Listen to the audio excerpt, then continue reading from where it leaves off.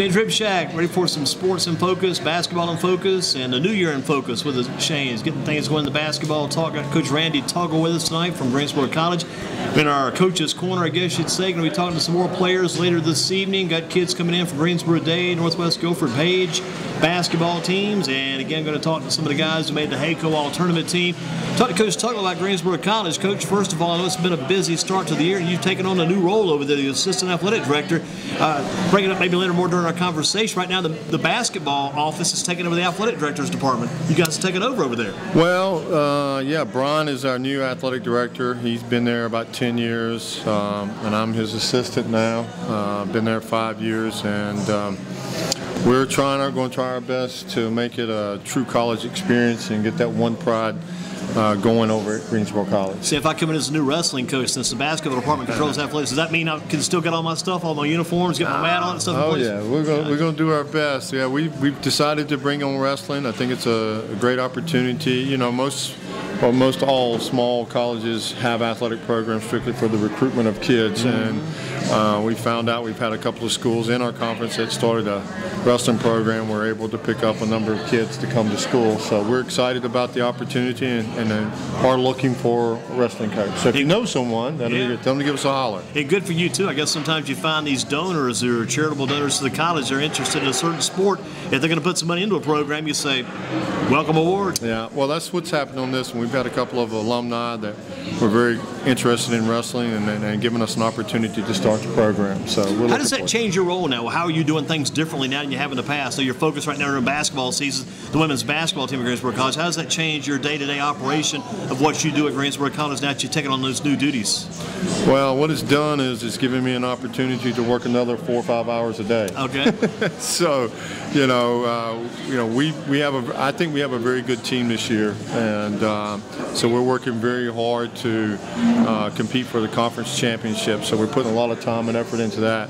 It's one of the reasons I've got a couple of good coaches, assistant coaches. Jennifer King, who's been with me. She's been there a long time. Yeah, she's been with me all 5 years of my head coaching. She played at Guilford back in the day, right? Yeah, she played for me in AAU. When Jason took the job and he asked me to be assistant, we contacted her and she'd already committed to Guilford. So she's over there, and she's been with the school, I would say, at least 8 or 9 years. That's a good run. Yeah, because she was an assistant with me when Jason was there. And then I've got Walt Hamilton, who was an assistant coach at Smith High School. I know him pretty well. Yeah, see him around quite a bit around town. Yeah, he's in his 3rd year with me. He does a good job. Got some very experienced people that do a great job for me. And Jennifer, I think, used to be a football player back in the day. She played that women's football one time. Jennifer still is. Is she still play football? Wow, she loves that sport then. Yeah, Jennifer does a little bit of everything. She plays semi-pro football. They've won 2 national championships. That's good. That's good on the resume. Yeah, she also is going to school.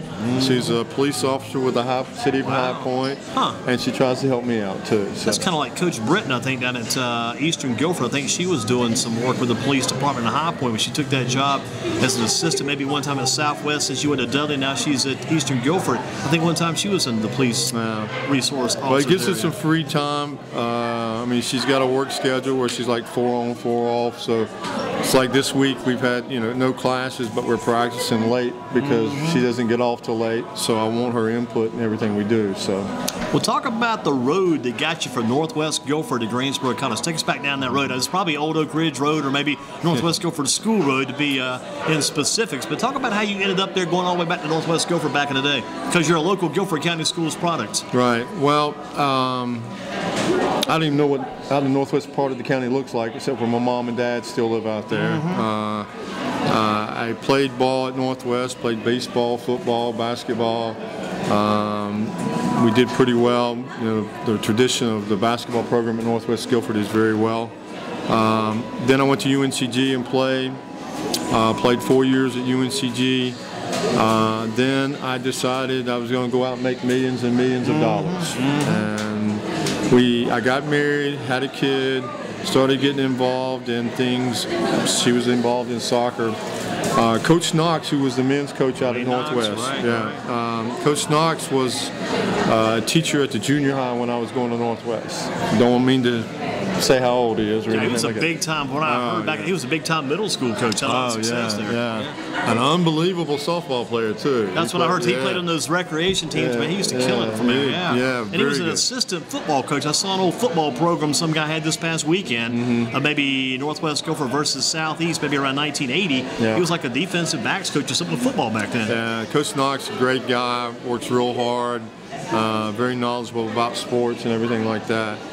But when he decided to take the AD job at Northwest, he kind of gave up his coaching job at Northwest. Anthony Long took over the position. I remember Anthony, men's coach there for a while. Yeah. Anthony, Coach Knox talked with me and asked me if I'd be interested in helping Anthony. So I went over there for a couple of years, helped him out.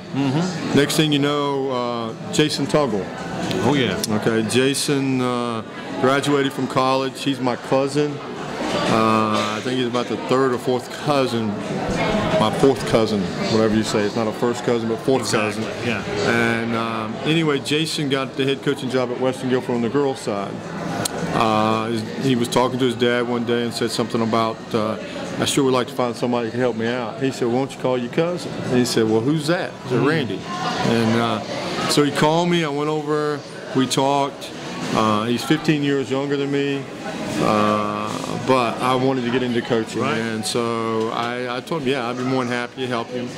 We coached 2 years at Western Guilford. And had some good success. I remember very good teams. I think Western Guilford's women now would, if they could get you guys back in today, they'd probably come over to Shane's, buy you about a year's worth of food, and bring you guys back on the spot. Yeah, when we left, the program was in pretty good shape, but I've noticed that it hasn't been as strong. Yeah, been struggling. But then Jason, after 2 years, went to UNCG with Coach AG.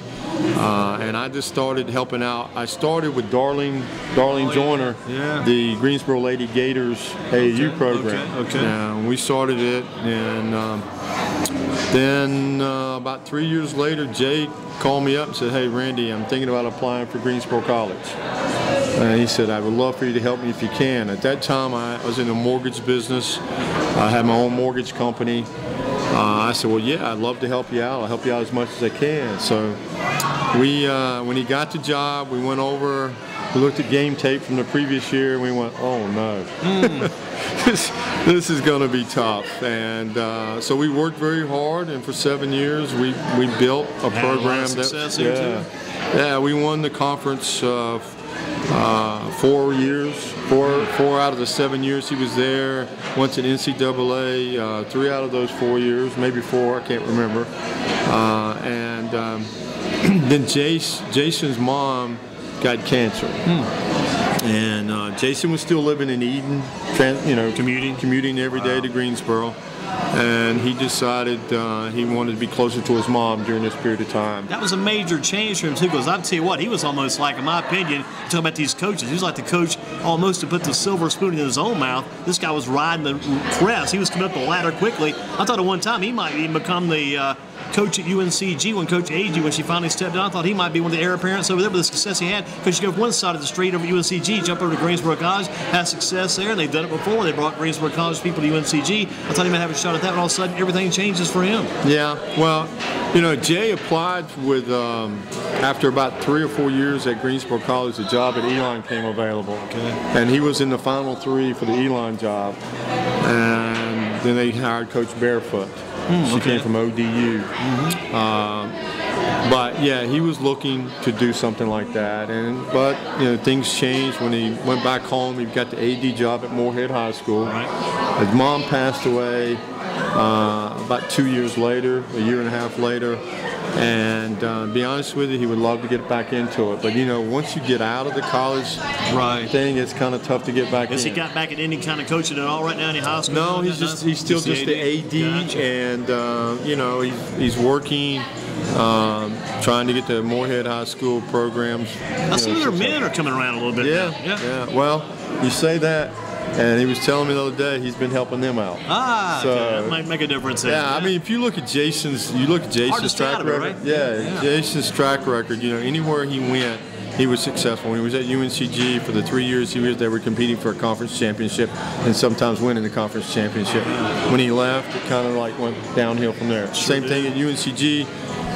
Greensboro College, he came in, took a program that everybody wanted to play to a program that nobody wanted to play.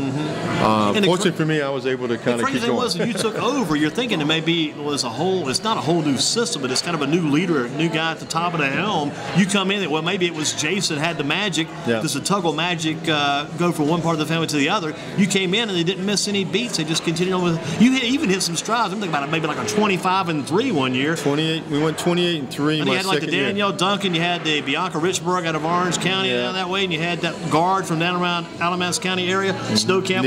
Nikki. That was one of your best teams ever. I think that's still my favorite team because that team really hit the stride. Now, well, the last year Jay was there, we had a team that went 27-3, and we made it to the second round of the NCAA. When Jay left, I took over the program and tried to recruit. Didn't get what I wanted. As far as the time to recruit, and we went 8-16. And I was going, oh crap! Everybody's going to think Jay is the one. Yeah, That's not going to happen. That's what happens sometimes. Yeah. So I went out and I really worked real hard to try to recruit. Also, Danielle was out that year. Oh yeah. So Danielle came back. And we went 28-3. Found kids. We had kids. I recruited a kid that was from California. Recruited a kid that was from Iowa. I had a couple of kids from Florida. We had kids from all over because I was not going to say, Randy was on the coattail of Jay. So we went 28-3, made it to the Sweet 16, lost to University of Chicago. That was ranked, I think, 6th in the nation. We ended up ranked 13th in the nation. And it was, to be honest with you, once we got the system in, it was kind of boring. Yeah. Because we had a team that could do it. We didn't really have to do a whole lot of coaching. Danielle Duncan, there's not been a better rebounder in the state at that level, or maybe other levels too, than what she had for a couple of years. She averaged close to 15, 16 rebounds a game. Yeah.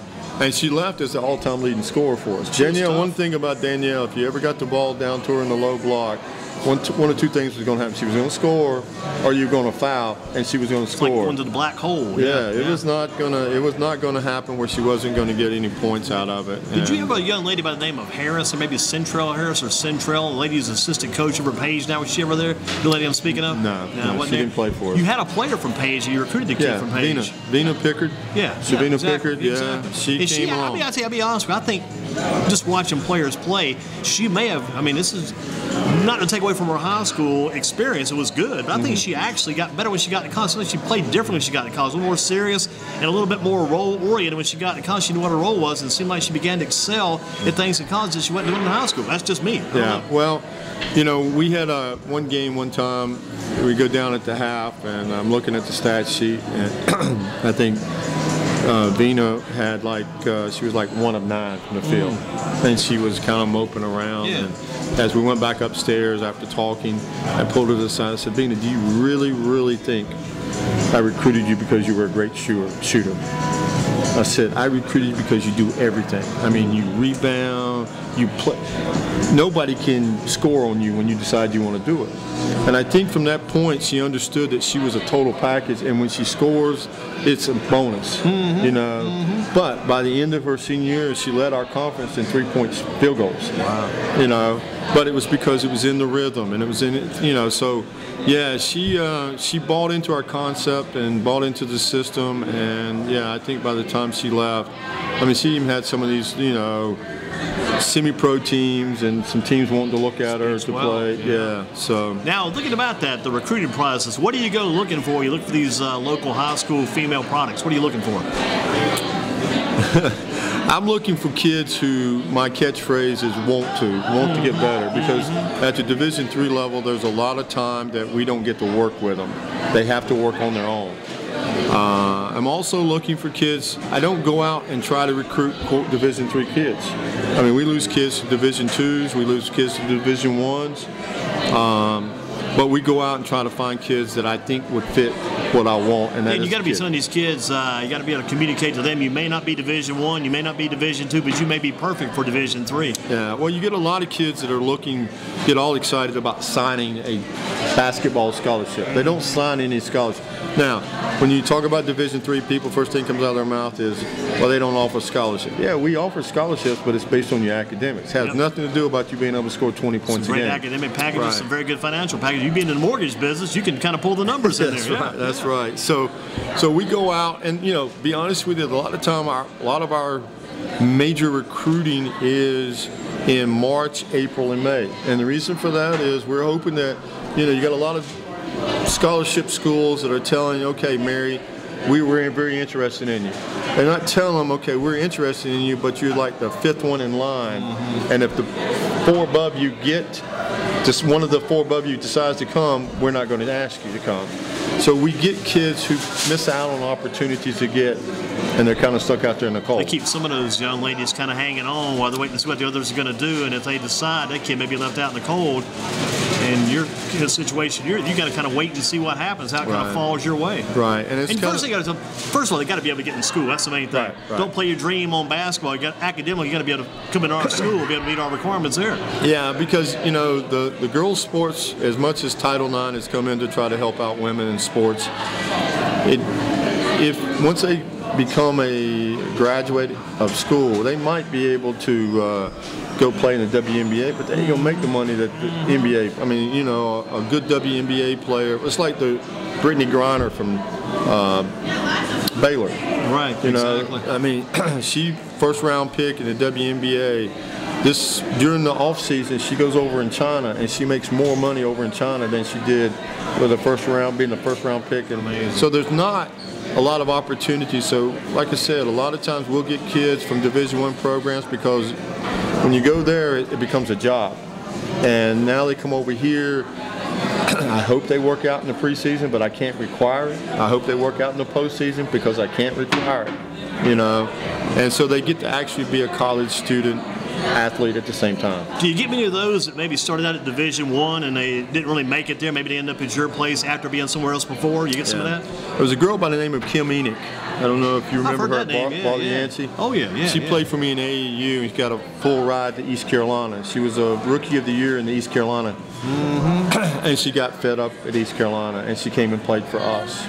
Our first year that we made it to the NCAA, we probably had the best starting 5 at Division III. We had 4 Division I players starting for us. Wow. The 5th one was a kid that came from a little small school down east that nobody probably heard of her, and she didn't play in the AAU circuit, but was probably as good, if not one of the better players on our team. So we had 5 kids and did very well. Now, who are those 4? Well, one was Kim Enoch, one was Davina Brown, transferred from North Carolina A&T. Kim was transferred from ECU. Then we had Aaliyah Williamson, that was a transfer from North Carolina A&T. Okay. And then we had Ruth. She's gonna shoot me. Ruth was a transfer from Queens College in Charlotte. Yeah. Okay. And so those 4, and then Robin Siddle. Robin Daniels.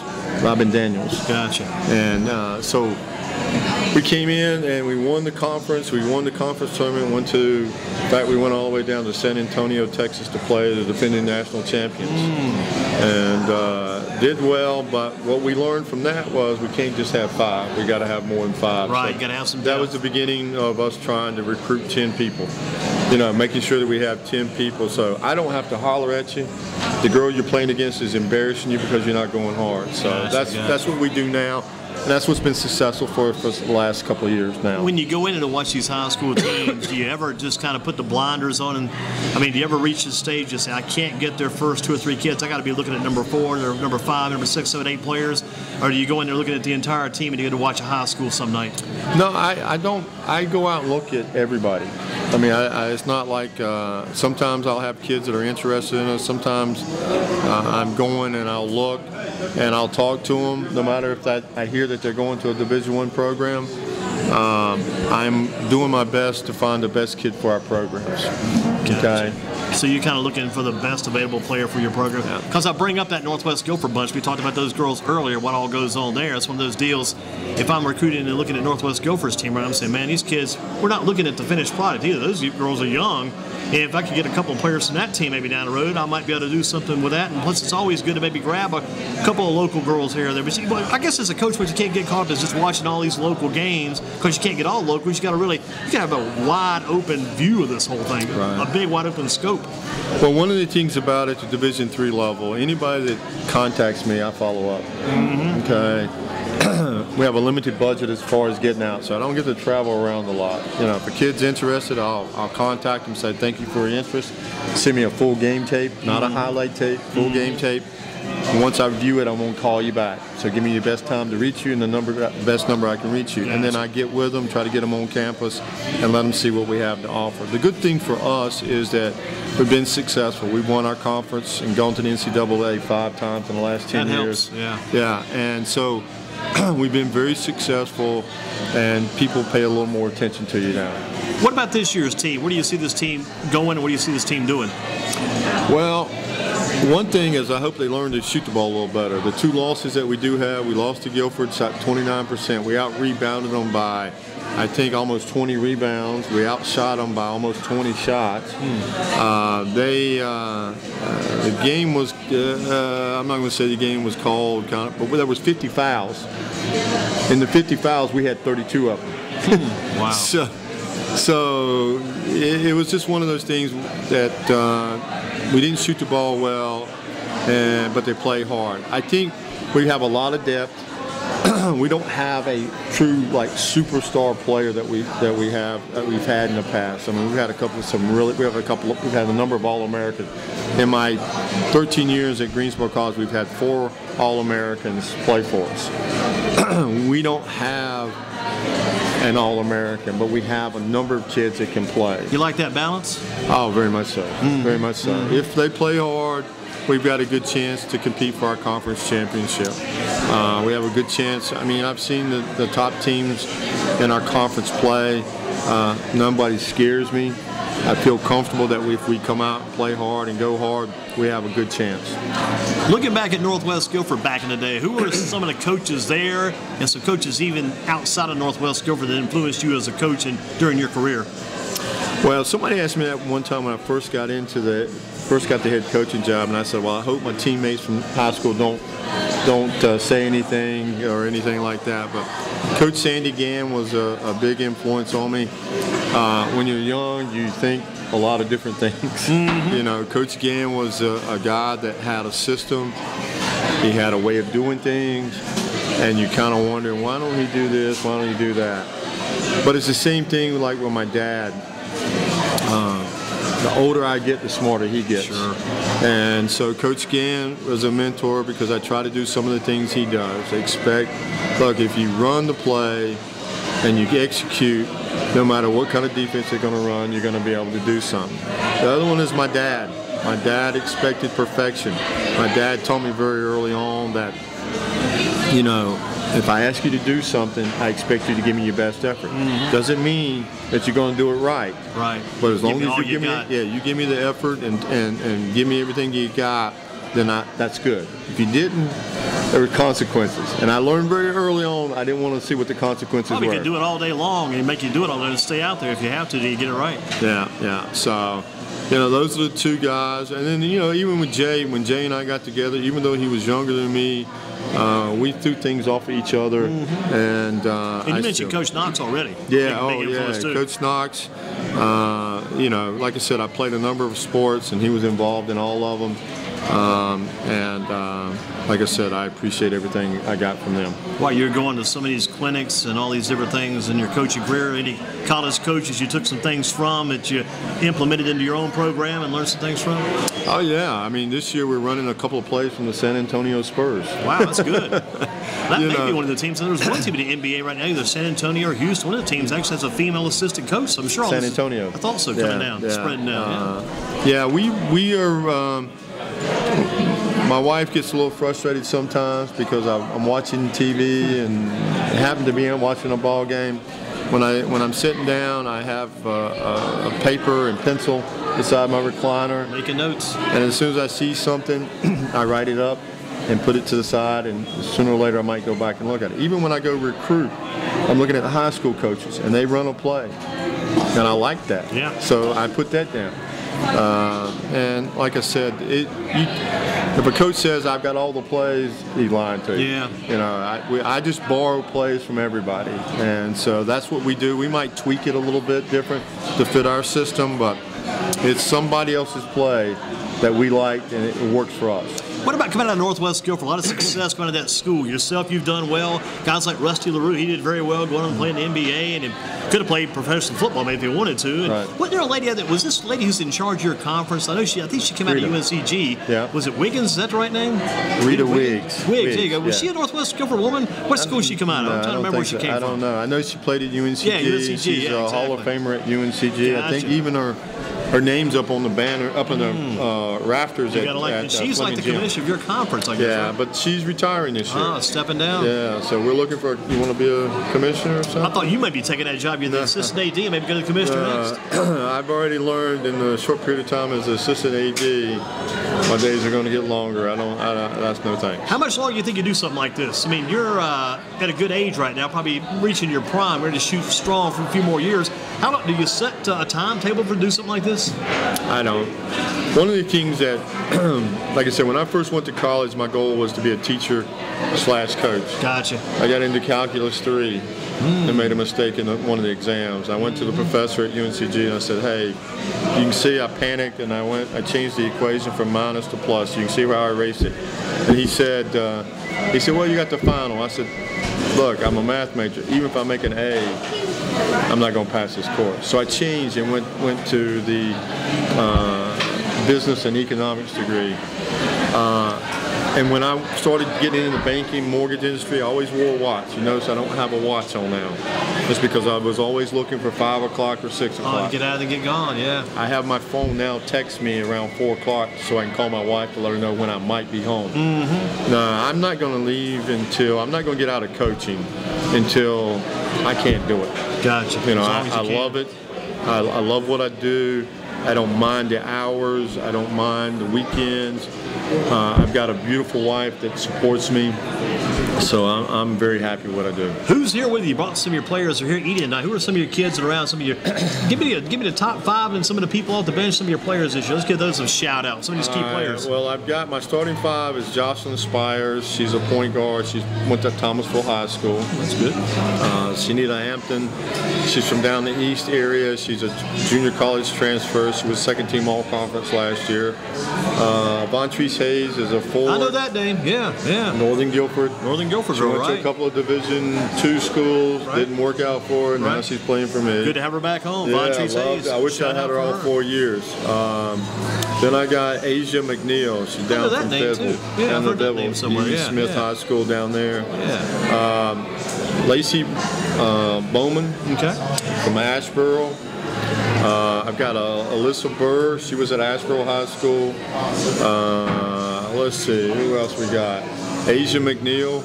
Asia was a kid I recruited out of Virginia that went to Virginia Intermount, which was an NAIA school. I remember that school. That's the same school that the little Whitaker girl, Nene Whitaker out of Page, went there a few years back for a while. Well, after 1 year, she called me up and said, hey, Coach, would you be interested in me coming back? I said, yeah. So even when kids decide to go to Division I or Division II, I'm always saying, look, remember me. If anything changes, give me a holler. A lot of times somebody comes up, hey, Coach, I know this girl. She's at such and such school. Nobody's looking at her all. You probably know a lot of those girls. You've heard their names already. Probably these people come and you mention that to you, probably, right? Yeah. That's how it usually works. Yeah. I mean, even when if I get a kid from Asheboro, when I got Lacey, I told the coach, remember me. Anything comes up, I said, even if you see somebody from another school that you're playing, please give me a holler and let me know. So you got to make connections because, like I said, with us and the small school and the budgets that we have, we can't go. I don't have full-time assistants. Jennifer and Walt part-time don't get paid. Right. They do it for free. Volunteer help. Yeah. Can't beat that. That's good to have. Yeah. So they do it for the experience. Yeah, and I find it kind of hard for me to expect them to be out on the road all the time when I'm not paying them anything. Right. But they do it just because they're out on the road a lot of times because of the love of the game. Oh, definitely. They love the game. Definitely. Yeah. So, but yeah, we are all the time. You know, that's why when I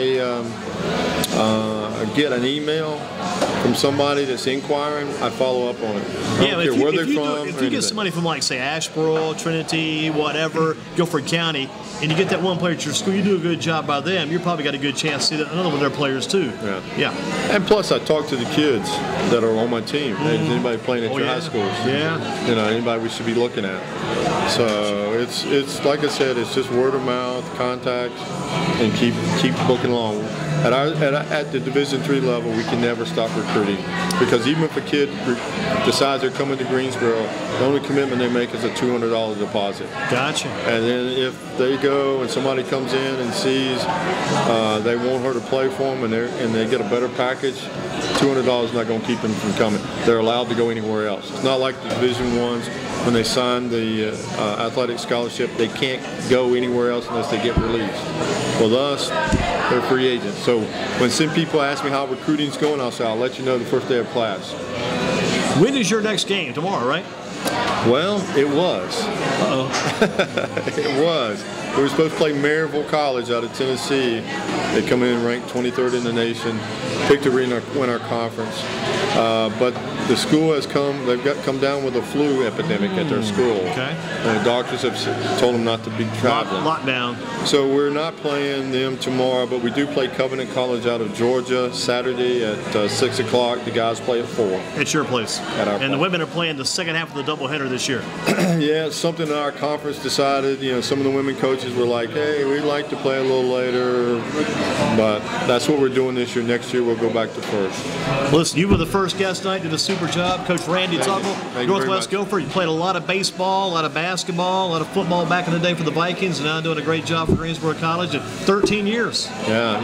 Well, Andy, I wanted to thank you and what you do for the Greensboro area sports. It's refreshing to see that you're still involved in that and getting these kids out with the newspaper. You might see a little blip, and so I want to thank you very much. Keep up the good work, Coach. All right, thank you very much. Tell Wes Gullett we said spread the word. All right, we'll do. Thank you, Coach. Okay, got Darius.